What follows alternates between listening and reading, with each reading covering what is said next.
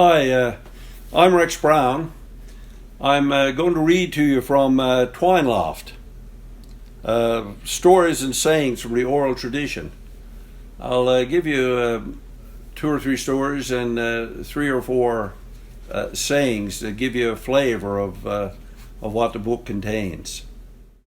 It's no good to keep dogs and bark yourself. Grandfather Brown once told Fred Monks that some person was heard to say he worked his sons too hard. This was Fred's reply. How could a fishing operation run without all hands at the wheel? Knowing what I know of grandfather's four sons, I allow him and Fred were of one mind. Hard work was not child abuse, them times. Liar. The poem was launched one day when Jim Goodyear and I were teachers supervising the lunchtime quarters of Herdman Collegiate. Somehow Topsail, Conception Bay, my mother's home, came up, and Jim said he'd gotten married there first time off. The venue was the church by the side of the road, the United Church. The minister had a name too, but luckily I've forgotten to record it, so only his antics I recalled. He may have been having an off day up front. Leave it at that. Jim appeared pleased when I presented him with Jim's breakdown. He showed obvious delight hearing it again 30 or so years later, this time as one of the audience for Over Round the Shore, my show at Rotary Arts Centre. In between times, he had shared the piece with Janet, his wife, and years later, Louise, his former wife, with whom he and Janet had re-established contact. Both ladies enjoyed it too, he reported at show's end. It all goes to show that being the brunt of an occasional poem, song, or story need not be a burden to be borne. Such is not always the case. In his story Yesterday for Eric, Paul Dean describes the character Melvin as a young fella whom you had to be careful about. He might make up something about what you did or said and spread it around the harbour. Further out Placentia Bay, from Melvin and Paul's North Harbour, and years earlier, Peter Leonard, Peter the poet, had set the song stuff that went on in places like Clattis Harbour and Paradise Sound. The stuff was not always a joy to the ear of the person whose courtship went amuck, or whose boat went aground with him at the tiller, or whatever goings-on triggered Peter's muse. Men from Tack's Beach could return from lumberwoods camps or sailing schooners with stories that, while most entertaining for listeners, might burn the ears of one portrayed in an unwelcome light. As a teenager, I hung around with Clev Warren. Clev remembered everything he had seen or heard, so when he got around to reflect upon it, you nervously hoped your role in his story would not be too unflattering, if not outright embarrassing. You knew you couldn't escape unscathed. You simply had to hope for the best. All you knew was that the story would sound good in the telling. Sometimes, an occasional poet will rhyme a story. Most often, the poem is event-focused, with lines clearly identifying a certain person but without plot. I have written at least 100 over the decades, but Jim's breakdown seems to be a genre all its own. While it recounts an occasion, it goes beyond merely marking it. I flatter myself it places me among Melvin, Peter, and Clev as a practitioner of the oral tradition, as someone who sees or hears about something and remarks upon it with the intention to entertain. A liar. A role critical yesteryear, when our entertainment not only came free, but also came from within. Audience and performer sitting in the same circle, earshot its circumference. Jim's breakdown may be a song, making me even more like Melvin and Peter. It has never been sung, of course, and doesn't have a tune.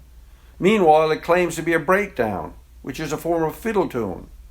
Maybe, in time, some musician will get a hold of it, come up with a melody, produce the piece for music, produced a piece for music lovers worldwide, and pushed me beyond the storyteller circle to acclaim.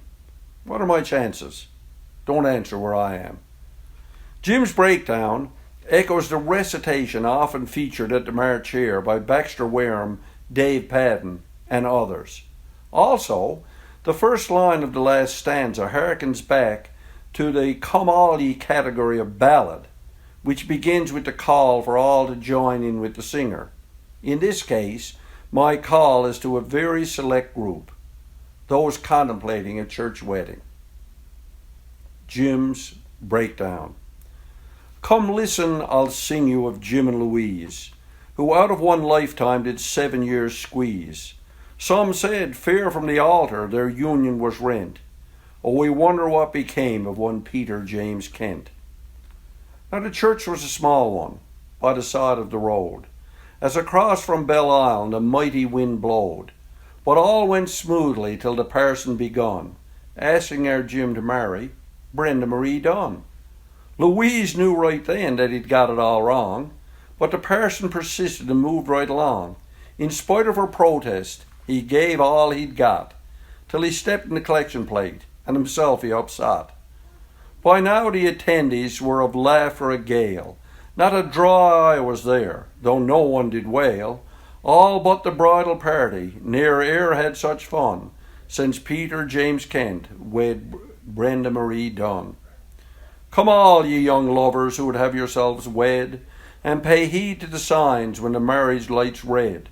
Better break a mirror, 7 years of foul luck, than wed ye a wife when the vows go amok.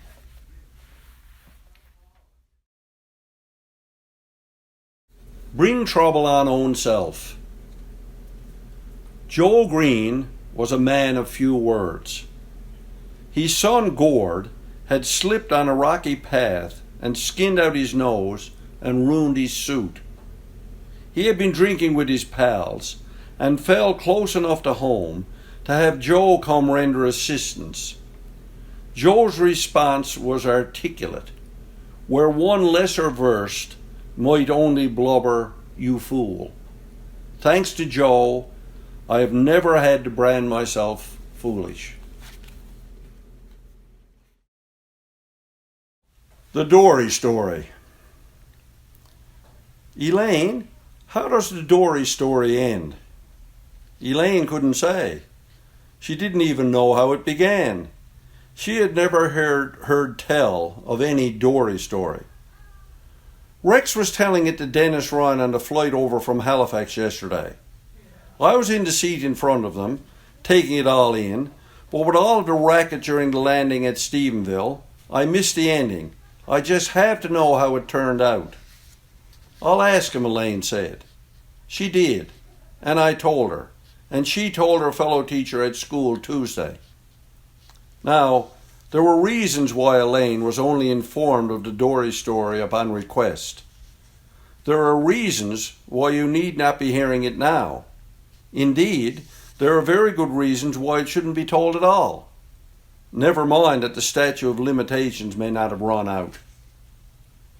I spent the weekend in St. John's attending Newfoundland Teachers Association meetings, standard fare as an executive member of the association.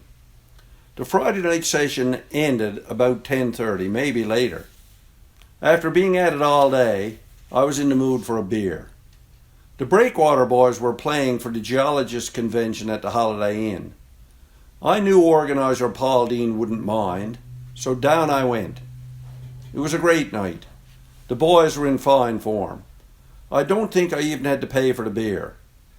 While we were dismantling the sound system, some Canadian geologist, admiring the John Leckie Limited Dory, a prop from a marine supply company, admiring that in front of the stage, said it was too bad they couldn't have it for the party already underway up on the 3rd floor. I don't know what fool told him, "We'll bring it up to you," but he did, and I found myself attached to the rising on one side and Baxter Wareham and Paul on the other. It was a tough slog up through the stairwell, but we were not only young and foolish, but strong too. We set the dory down in the middle of the 3rd floor corridor. had to offer drink, maybe two, and Baxter and I left to go out to Major's Pad to visit his brother Wilf, who always had balloon and screech, and never minded the time of day you showed up. Somehow, the talk got around to our stealing the dory. Wilf told Baxter he didn't believe him. You haven't done anything out of the way in your whole life. Younger brother Baxter, who was not and had not been as carefree, let us say, as Wilf growing up, and since, had had his pride pricked, and replied, I'll bring her out to you if I had a mind to. Why don't you? Wilf teased. I had an older brother too. I knew how Baxter felt. Let's go, I said. Off we went in Wilf's car, roof rack on top. By now, whatever time in the morning it was, the party on the third floor was in full swing. The corridor was chock full of geologists. The dory was half full of beer and half full of geologists rocking their way through some mainland songs. Sorry, lads, but we got to take the dory back for Lecky's. Baxter, sing us a song. He can only sing one, the dory's got to go back. Baxter sang one to great applause. We grabbed a rising on either side and wove our way through the crowd to the stairwell at the far end of the corridor, not the central corridor, through the lobby by which we had ascended a couple of hours earlier. It was an even harder slog down to the basement, but we were inspired, along with being young and foolish and strong. You wait here. I'll go get the car and bring her around. I parked the car back in front of the door and went inside. Baxter was there with a security guard. The jig was up. But it was, as the song says, too late to turn back now. Are you going to help us put that door in that roof rocker, aren't you? The tone was firm. The security guard retreated, seeking reinforcement, we guessed. We grabbed the dory, slung her on top of the car, and bolted. We had to hold on to the risings through the car windows. As you might imagine, that was no easy task once the wind got under the bottom-up dory. We were motoring fast, fearing a flashing red light, but we made it, dumping the dory in Wilf's yard. Back in the house, we said nothing. Wilf said nothing. He knew his bluff had been called. Not too long after, we went home out of it. At coffee break Saturday morning, I phoned Pat Byrne, where Baxter had spent the night. Did Baxter tell you what happened after your show? Don't be talking. Sometime before daylight, he showed up at the foot of our bed. You know what he's like. So I got up, and we went out to Wilf's and got the dory and dropped it in front of the main entrance of Holiday Inn. The day passed without any call from the constabulary. How many have I offended telling my dory story? None more than myself, I hope. Let's say that Baxter and I were strong then. Leave it at that.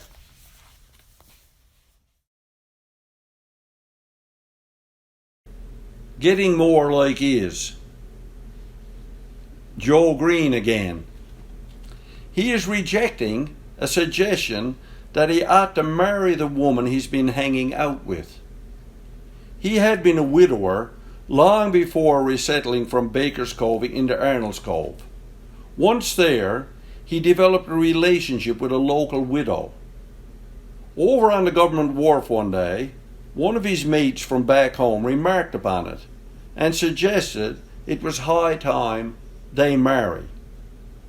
Joe's reply reflected that, though relatively new to the country, he was keenly aware of the workings of Canada's social security system.